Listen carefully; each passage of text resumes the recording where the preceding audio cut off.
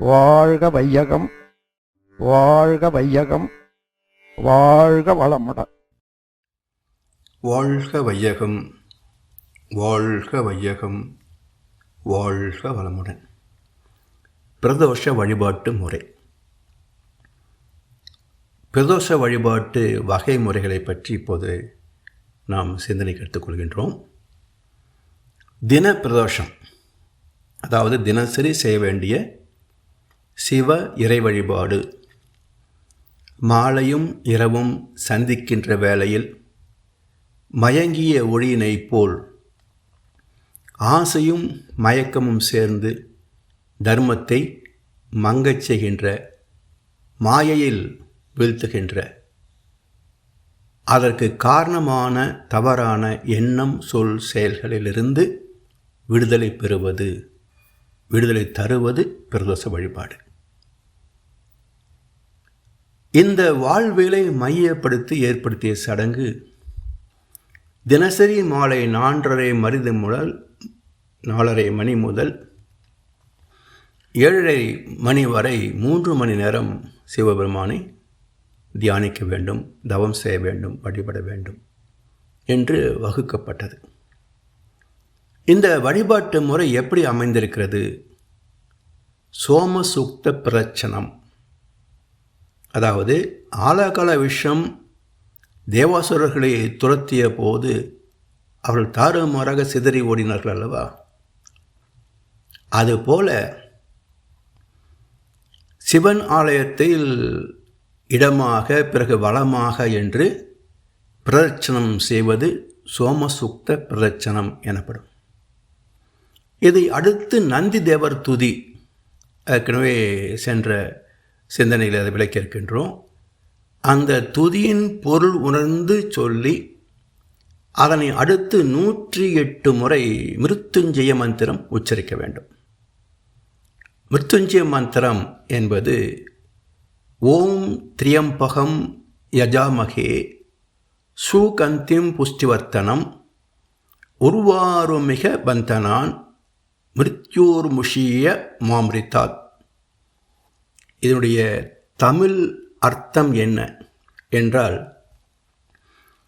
நறுமணம் கமழும் மேனியனே, 3 கண்களை உடையவனே, அனைவரையும் பேணி வளர்ப்பவனே, உன்னை நாங்கள் வணங்குகிறோம். பழம் கனிந்து கிளையின் பிணைப்பிலிருந்து விடுதலையாகி உதிர்வதைப் போல மரணத்திலிருந்தும் நிலையற்ற பந்தங்களில் இருந்தும் எங்களுக்கு விடுதலை தருவாயாக.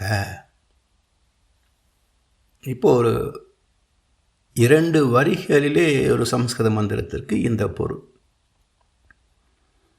சம்ஸ்கிருதத்தில் சொல்கின்ற போது மெய் மறந்து உடல் சிலிர்த்து இருக்கின்ற நாம், நமது மொழியில் தமிழ் மொழி இந்த ஸ்லோகத்தின் பொருள் இதுதான் என்று விளங்கியவுடன் என்ன தோன்றுகிறது? இவ்வளவுதானா? நான் ஏதோ பெரிய ரகசியம் நினைச்சேன் என்று வாய் பிளந்து அதிசயித்து மதிப்பதும் தவறு, இவ்வளவுதானா என்று அலட்சியப்படுத்துவதும் தவறு. உயர்ந்த கருத்துக்களை வார்த்தையளவில் புரிந்து கொள்ள மட்டும் போதாது, இந்த வார்த்தைகளில் வாழ்ந்து பார்க்க வேண்டும், அனுபவப்பட வேண்டும், ஆச்சாரத்தை அனுஷ்டானம் ஆக்க வேண்டும். மிக எளிமையான மந்திரம்தான் மிருத்யுஞ்சய மந்திரம் என்றாலும் இதை 108 முறை தமிழிலேயே சொல்லுங்கள், சொல்லி பாருங்கள். மனம் பற்றுகளிலிருந்து சிறிது சிறிதாக விடுபடத் தொடங்குவதை உணரலாம்.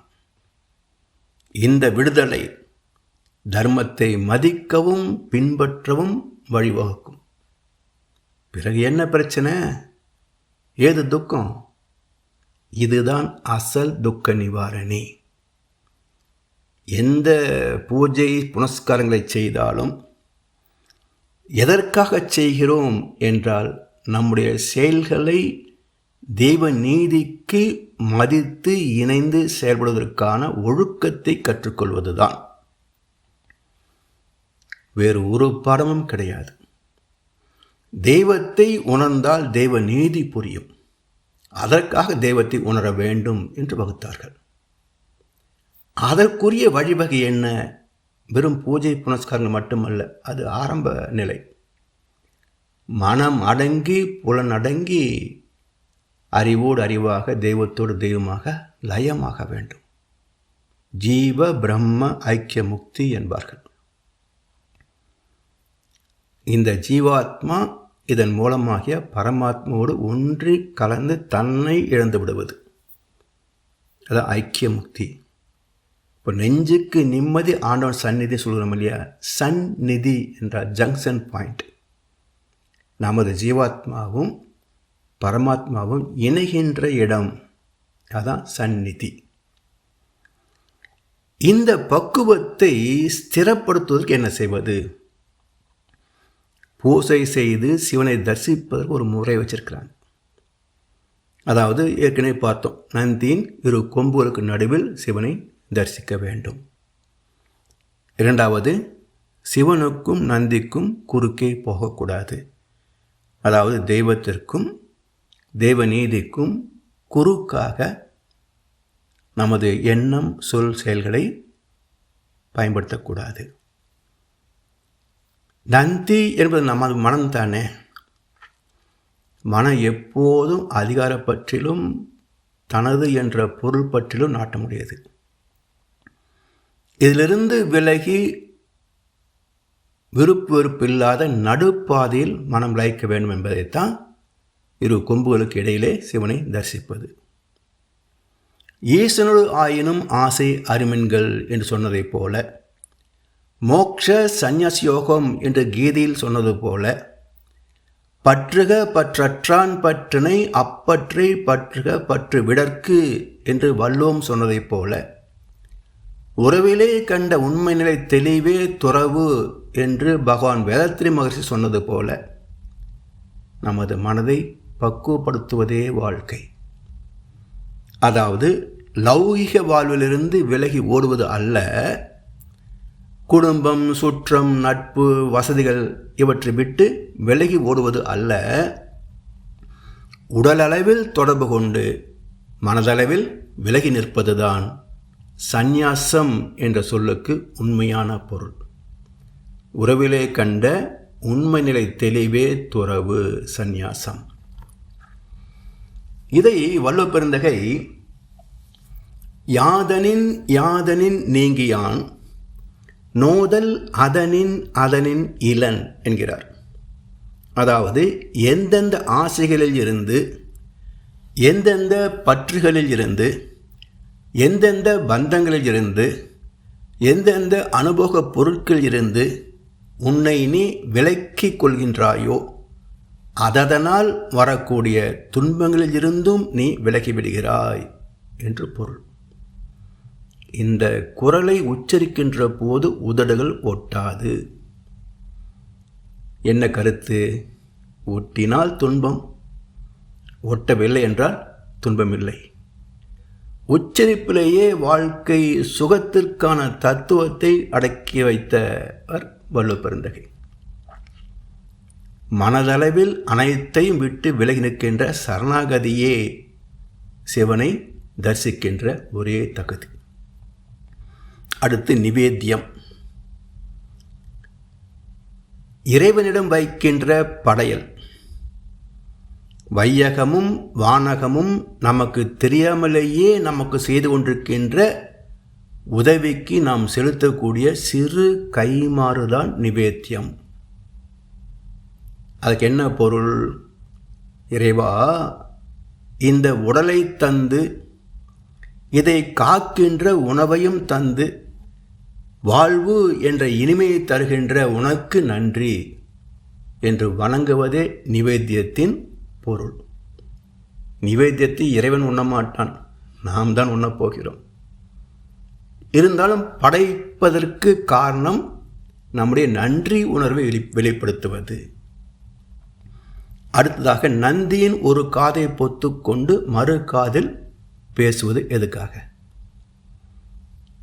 நந்தி என்ற மனதிடத்திலே நமது தேவைகளை உணர்த்தி அதை செயல்படுத்துவதற்கான சுய சங்கல்பம் செய்வதுதான் இதனுடைய உட்பொருள். ஒரு காதிலே வாங்கி மறு காதில் விட்டுவிடக்கூடாது என்பதற்காக ஒரு காதை பொத்துகிறோம். அதாவது ஸ்பரிசம், சுவை, வாசனை, பார்வை, ஓசை மற்றும் எண்ணம் என்று 6 முகங்களாக ஓடுகின்ற மனதை ஒருமுகப்படுத்தி நமது நியாயமான தேவைகளை சுய சங்கல்பம் செய்வதுதான் இந்த சடங்கு. எதற்காக? எண்ணிய எண்ணியாங்கு எய்துவர், எண்ணியர் திண்ணியர் ஆகப்பெறின். இது வள்ளுவம். எண்ணிய முடிதல் வேண்டும், நல்லவே எண்ணல் வேண்டும், திண்ணிய நெஞ்சம் வேண்டும், தெளிந்த நல் அறிவு வேண்டும். இது பாரதியின் கவி. எனவே அறிவான சிவனை அறிந்து அவனை விட்டு அணுவளவும் அகலாது வாழ்ந்து பிறரது தேவைகளை மதித்து தன் தேவைகளை முறைப்படுத்தி ஒழுக்கம், கடமை, ஈகையோடு வாழ்வதுதான் உண்மையான இனிமையான பிரதோஷ வழிபாடு என்பதை உணர்ந்து தெளிந்து வாழ்ந்தால் என்னென்ன மாற்றங்கள் நிகழும்? இதை ஒரு 2 திரைப்பட காட்சிகளில் காட்டுகிறேனே. 4 போலீஸும் நல்லா இருந்த ஊரும் என்று ஒரு திரைப்படம். 4 போலீஸும் நல்லா இருந்த ஊரும் என்று. ஆரம்பத்தில் 2 காட்சிகளை காட்டுறாங்க. ஒரு வெளியூர் அன்பர் பேருந்திலிருந்து இறங்கி அங்கே டீ கடையில் ஒரு டீ போடப்பா என்று சொல்லிவிட்டு திரும்புகின்ற போது அங்கே பாதையில் ஒரு 5 பவுன் தங்கச்சங்கிலி கிடைப்பதை பார்ப்பார். என்னங்க, ஏதோ தங்கச்சங்கிலி மாதிரி தெரியுது இங்கே கிடக்கு என்றார்.